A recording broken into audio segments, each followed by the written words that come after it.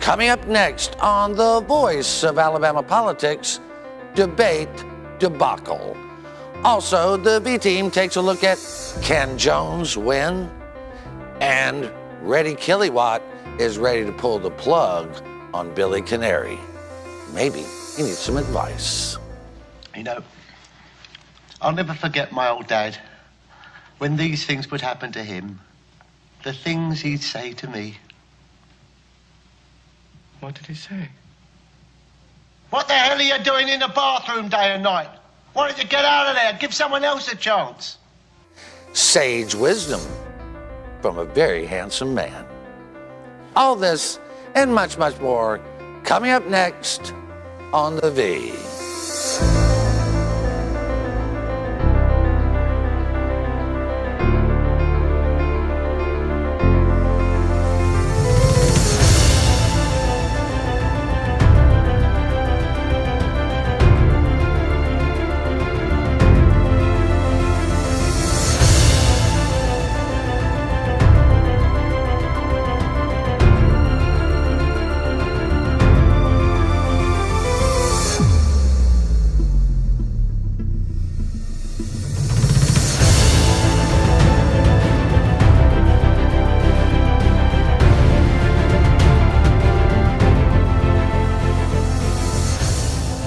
Welcome to The Voice of Alabama Politics, where we tackle the tough issues so you have the hard facts. I'm your host, Bill Britt, and as always, I'm joined by the V-Team. Welcome all. Hi, everybody. Hello, hello. Jack, how are you? Fine. How's it going? Good, good. I like your glasses. Yeah, 3 more payments. Oh, that's not much. This week, we learned that Michael's sentence is out. He resigned ahead of a board meeting, Jack, that would have probably seen him fired anyway. I actually agree with Josh Moon. Oh my God. I read his article, Mark I think it it was down. Thursday, where he said it was kind of a little bit of blame on both sides. That he did some things very well, but he was not a good communicator with his staff. He made unilateral decisions. He spent too much money. But I do think his heart was in the right place. I actually had sat down and talked to him a few weeks back, and I really liked him. It's unfortunate. But now Ed Richardson, is that? Ed Richardson's interim. Now, he was just fired by sentence, right? Right. No. No, that wasn't Ed it. is the former superintendent. Oh, that's right. I think he was a Riley hire. Oh, well, they like Riley's. Well, and I know one thing about And Richardson. was he like chancellor at Auburn or president at Auburn? I don't remember. I don't at one know. time? He was Beth? something at Auburn. I know Yeah. the name, but I'm not sure what his title I was. do know but- that he's a charter schools guy. Yeah. Well, That I do know. Well, sentence, the only thing I can say is my autocorrect will now be happy that I don't have to spell sentence with an A. But I did think it, Beth, and I think this was very curious, that there was a perception out there that Michael's sentence from Massachusetts was some kind of anti-Common Core, anti-government educator. And the fact could not be further from the truth. Right. No, the fact is what he said was, I like Common Core, I just don't like it for Alabama because essentially people in Alabama are too stupid for Common Core. And yeah, our education system lacks a lot, but if you're coming in as superintendent saying, oh, these kids will never be able to achieve anything, they'll never be able to amount to anything, that's not the right attitude we need for the person who's in charge of our education. And I hope they get it right in this next search process. Well, Susan, I mean, no matter who you bring in, they're going to have to deal with Southern sensibilities and with the way that things get done down here. I mean, you can make change happen, but if you don't understand the culture, it's going to be very difficult. It's a different kind of culture here, and especially when you get to the Board of Education here. There's so many diverse interests on that board that you've got to know how to work with that, or they're just going to come in and crush you. This would never have happened if Mary Scott Hunter had not assassinated the character of Craig Pouncey through her underhanded and mean, Underman-handed? spirited, yeah. You are absolutely right, Jack. I mean, because that's the root of where everything went wrong with him. Because that whole situation where they tried to discredit Craig Pouncey, that's what happened, Susan. And now she's running for lieutenant governor, and I hope the people of Alabama have sense enough to say, you ain't the one. Well, I don't know how far she can ride her dad's coattails, but I don't think they run that long. right now, I mean, if you look at just the money race, Beth, I mean, Will Ainsworth is killing them out there. I mean, he's got lots of money. Didn't his daddy throw a little money in there? I mean, that's not A ton. all. Yeah, I That's mean- not all. You know, there's a difference. I think in the early side of the game, yes, like putting up big numbers in fundraising matters. But when you've got presumably like what, $500,000, Jack, coming in from daddy, that doesn't show that you've got support. That shows that you have a daddy with a checkbook. And so I'd want to see clean out all the donations over 10,000 and then see where the race is. Well, you know, now he did, to his he did credit, he very raised good. a bunch of He money raised a bunch of money. outside of what his family commitment is. I mean, he's raised, but Twinkle has too. I Yeah. know Twinkle's husband put money in, but I happen to know that she's actively working the phones and making visits. And well, and I think Will is too. I mean, Yeah. he's a good guy. He's an honest guy, and let's see how he does. I want to move on. We don't have as much time as I'd like. One of the craziest things that's happened so far in the Moore versus Strange is that Moore backed out of a debate, Beth, and Luther's now acting like he's running from something, but that's not the case. Yeah, Luther says what? Like, where has he been this whole time? He's been posted up in Washington, just raising money from there. I don't know that I've seen him do a whole lot in state since he was appointed to the Senate. No. So it's funny now that he's trying to turn the tables and say that Roy won't debate or Roy won't do anything when we see Roy, you can pretty much walk down the street in Montgomery and bump into him. Yeah, but and the thing was, Susan, that what happened, this was sponsored by the Alabama Policy Institute, that nonprofit group, and the CEO of that group is Caleb Crosby, who is also the Secretary Treasurer of the Senate Leadership Fund that's been just dogging and lying about Roy Moore all along. I mean, Jack, it's just kind of, you can't blame Yeah, him. well, I don't blame Moore for not wanting to participate. And that doesn't mean I'm for Roy Moore, but No one would mistake that. But what I'm saying is, it's kind of like Donna Brazile leaking the questions of the debate to the Clinton campaign. To have a guy who's an operative for the Senate Leadership Fund, which has put in millions against Roy, to actually moderate the debate or whatever his involvement. I don't blame Roy for not participating. Well, we'll be happy to have the debate, and then they can come and be with us. Can I moderate it? That'd be fun. They know I hate both of them. No, I would do it. Of course, somebody asked me why. They said, "Well, why did they have to cancel the debate?" And I said, "I don't know, because Luther could debate himself. He talks out of both sides of his mouth all the time." Well, they have hit the airwaves again, attacking Roy Moore this week. I've seen a lot of commercials coming up on my TV, and I just don't know that it's going to work. They've I think been they're weak. poking. They've been very weak ads. Right, I think they're poking a beehive. I think that Roy Moore's people aren't going to like to see it, and they're going to come out in full force. Listen, all Roy Moore's people need to know is what day to show up, and they will be there because they are committed to his brand of conservatism. It doesn't matter what the sophisticate's like.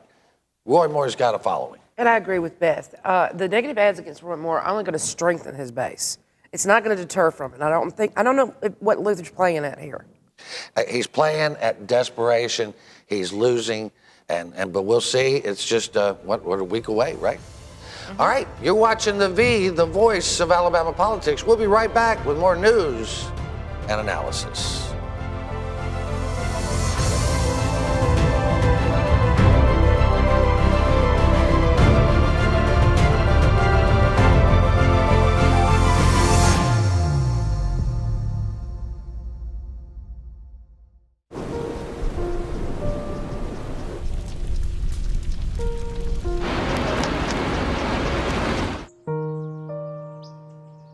Don't wait. Communicate. Make your emergency plan today. The Energy Institute of Alabama promotes reliable, affordable, and clean energy to help grow our economy, create high-paying jobs, and build public support for Alabama's energy industry. Access to clean, affordable energy continues to be an issue of vital importance in the halls of government and around the kitchen tables across our nation. The Energy Institute of Alabama is the best source of energy industry information and how it affects households across the state, from convenient energy production to alternative fuels to solar power and beyond. As Miss Alabama 2017, one of my goals is to help our state be the very best it can be. One of the most effective ways to make that happen is by participating in the electoral process. I'm Jessica Proctor, and I want you to obtain a government-issued photo ID that you can use when you vote. Register to vote and join me in making a positive difference for Alabama.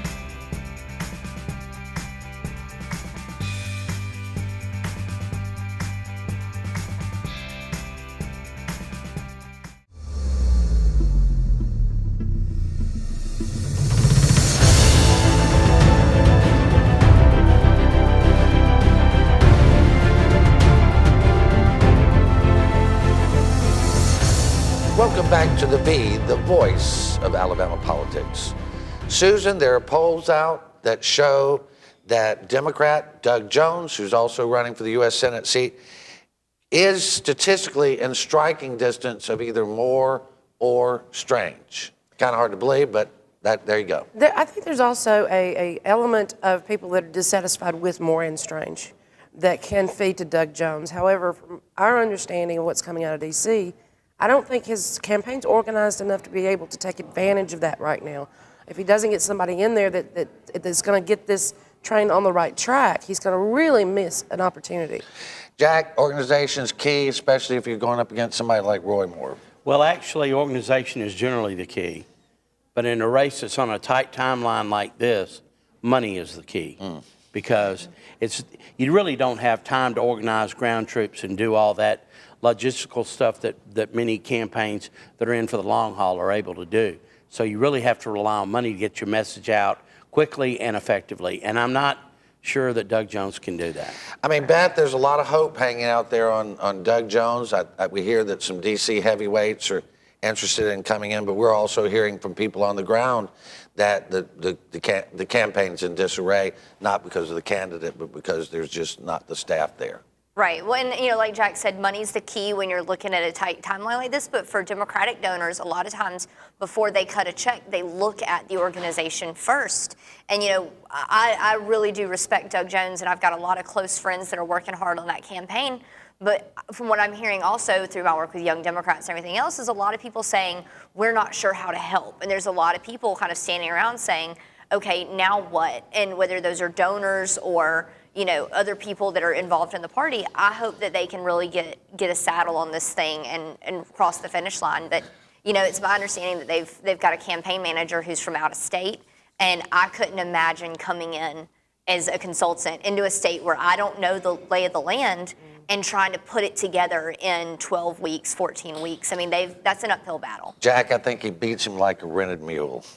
Who beats him? Roy Moore beats Luther. Luther and It'll tighten Jones. up. Yeah, It'll tighten up. But I think Allen.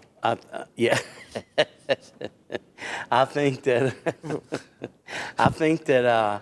Luther's ads against Roy have been ineffective. Yeah. I mean, to criticize a man for his salary. Yeah. I mean, it's mandated by the state.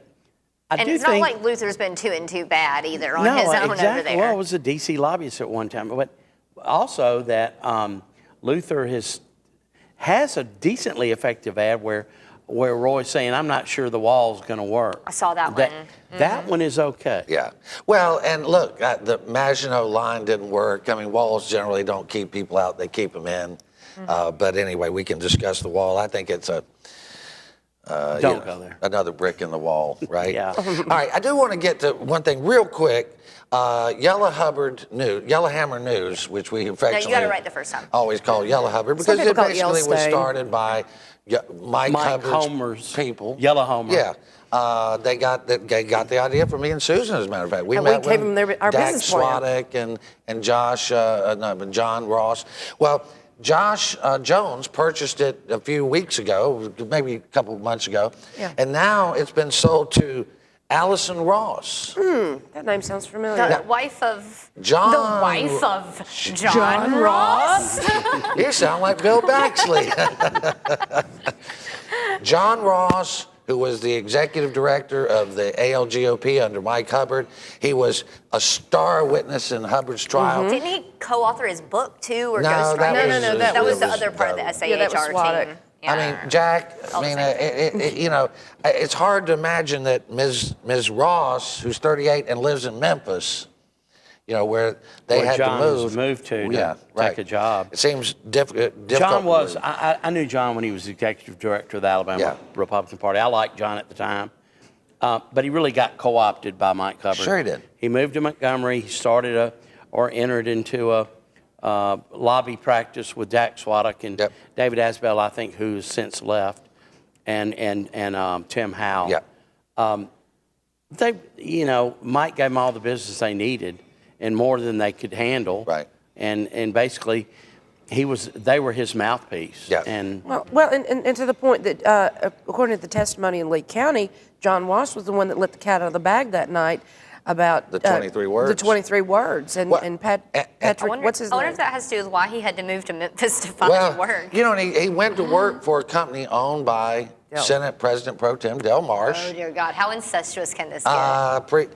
Pretty much so. I mean, Josh Jones, who bought it originally, was in business with Senator Marsh. no, it's not a surprise, though. I mean, let's face it.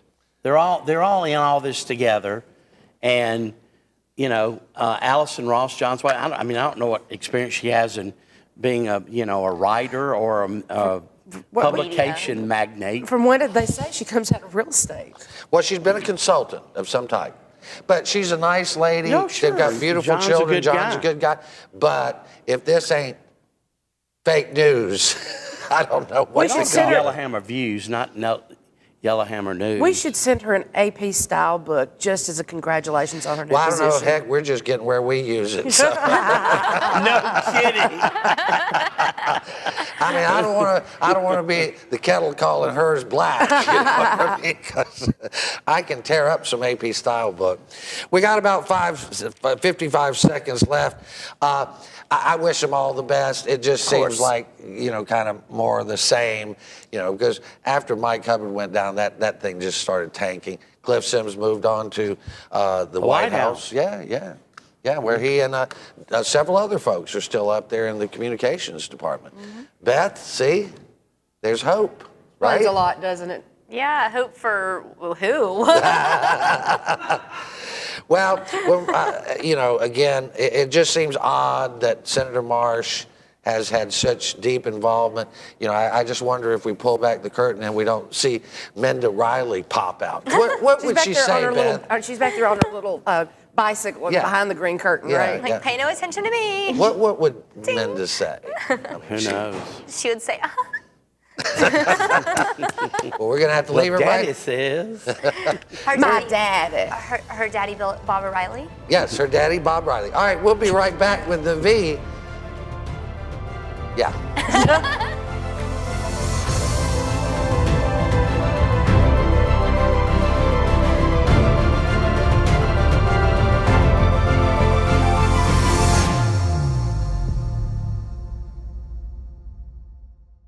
Lawson's Aesthetics and Med Spa is a one-of-a-kind medical spa offering a portfolio of rejuvenation services and advanced technologies to enable you to feel younger and look fabulous without the need for invasive surgery. Owned and operated by licensed physician Dr. Heather Lawson, the Lawson's Aesthetics and Med Spa offers advanced therapies for women and men to revitalize body and mind. Discover what you and Lawson's Aesthetics and Med Spa can accomplish together. It's your life. Live well, live strong, and live beautiful.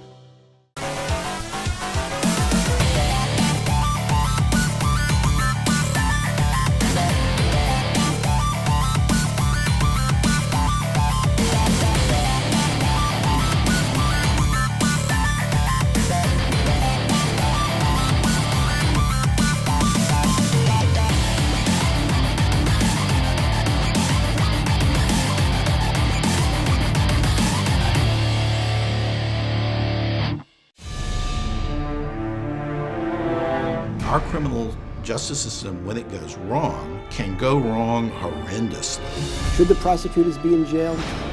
Yes, they should be in jail. That's my body. Well, we know she's lying. The government spared no resources. One purpose here, and that was to keep that man from being the governor of the state of Alabama. No doubt in my mind that Don Siegelman was rogue. They had to get rid of him because they couldn't beat him fair and square.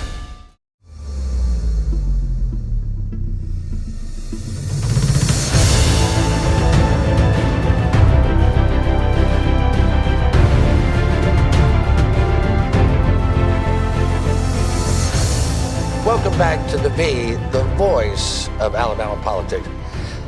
I got to tell y'all, I pretty much lost it when y'all started doing your Menda imitations, because Jack, it brings back all that stuff from the Hubbard trial and how Menda was talking down to the jury like they were help. Well, those were very painful hours to have to was sit in that hard. courtroom and watch that performance. It was really hard. awful. My daddy. And every time she'd say, "My dad," you mean Bob Riley? My dad? I know you expected Burl Ives to walk in. Big Daddy. That was Cat on a Hot Tin Roof, Yes, right? it was. Yeah, well, she's a kitty. Sister woman. All right. Speaking of those, Laura Canary, who is the chief legal counsel for RSA, she also oversees PEEHIP, which is legal counsel for them. PEEHIP is basically the teachers, educators health insurance program.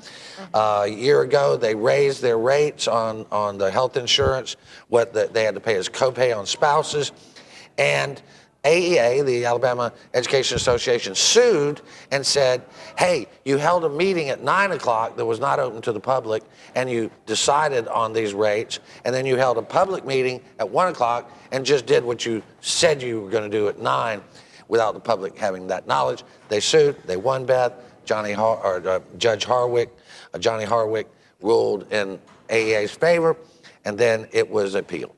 Right. Yeah, I'm real glad to see AA winning again. It's been a long road without them around for us. But it's the Open Meetings Act is real clear. If you're a government board or entity, you cannot have a quorum of your members meeting behind closed doors. You have to have notice. If you do that, you have violated the Open Meetings Act. And so it seems pretty cut and dry to me. Well, Susan, what happened though, the PEEHIP board was divided on whether they would appeal. Mostly they wanted to just say, hey, look, we didn't need the money in the first place. Let's just drop it. Drop it. But Laura went, we understand, to Steve Marshall and made sure that everybody understood that she, as a deputy attorney general, had all the rights and the board couldn't stop her from appealing it. Right, because I'm not exactly sure what interest she has in this other than, flexing a little muscle here. But remember, we're talking about $50 million of people's money that she's holding up. I mean, people, teachers, support workers, all this in education that she's just basically playing with. The crazy thing, Jack, is we learned that when they increased the insurance payment, they actually are sitting on a trust fund over at PEEHIP that's $1.7, $1.5 billion, and that they have the authority to get 10% of that when they need it for these rate increases. I'm all confused about the whole PEEHIP thing. Well, there ain't no HIP like a PEEHIP. You're right, but yeah, if they've got a huge trust fund and they need to dip into it a little bit to make up for the shortfall, as long as it's a short-term deal, I don't see a problem with that. Honestly, as long as they're dipping into it at a rate that interest will make back up. So Right. that's part of how Exactly. we got into this problem statewide is we're taking off more out of our trust funds than what interest can replace. But if you're just taking a little off the top, that's not going to affect the long-term health of that fund. Well, $1.7 billion. If they needed 120, which is what they said they needed, you could take that off and it basically not affect your that rate of much. return. Right. But anyway, the crazy thing to me is that Steve Marshall would get himself involved in this thing. And Susan, the problem is we're not talking about teachers that are making hundreds and thousands of dollars. We're talking about education workers, cafeteria workers who maybe make $400 a month. They had their rates increased by about $30-something. So that's a quarter of your paycheck. First of all, 30-something to somebody, even $30, $40 to somebody who makes $400 a month is a lot of money. But then you've got, the refund on that same money is over $1,000. Can you imagine what those people could do with that money? Yeah, kids could have Christmas. People could have, make a car payment. Yeah, new tires on the car. I mean, it's just, our teachers and sports staff don't get paid enough as it is. And then to just play politics with their family's well-being, it's abhorrent. I can't believe it. Well, anyway, it is out there. But the Canaries have bigger things to worry about. Jack, CEO of Alabama Power, Mark Crosswhite, we learned this past week, he has met with Billy Canary, one-on-one and told him that if he did not leave the Business Council of Alabama, that Alabama Power would pull its support and walk away and go somewhere else. Well, they've always been the cornerstone of BCA. They were one of the initial founders of that organization when AIA merged with ABI and back in the late 80s.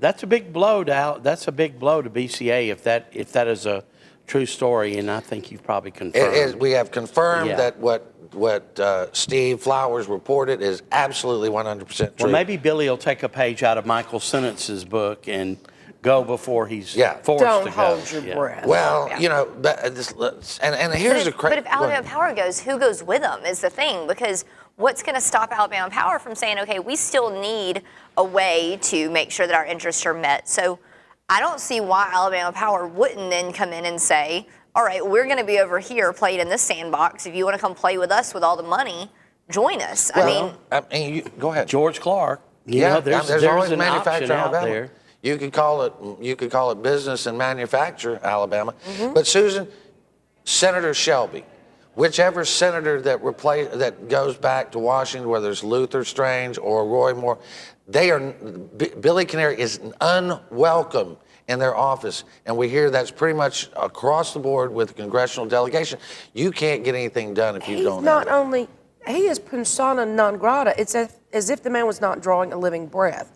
And as long as he's there, BCA will get nothing out of DC, and there's nobody that's going to come in and replace Alabama Power. I know there's a lot of theories out there, but it's just not going to happen. I wonder if Perry Hand really wants to be the guy that's in charge of BCA board when it loses Alabama Power, Jack. I wouldn't want to be. Now, Perry is a great guy. Yeah. I've known him for a long time, but he ain't a miracle worker. Yeah. No, they don't. But I mean, look, Volker, they have an interest here. Mm-hmm. And he has an interest in having a good reputation of not letting the ship sink. Well, and if you're president of an engineering company, you don't want to get crossways with Alabama Power. That's not a good start for your business either. So I'm curious to see. Take the helipad off the BCA building. I don't know, but we're going to have to leave it right there. You've been watching the voice of Alabama politics. You watch us because we watch them.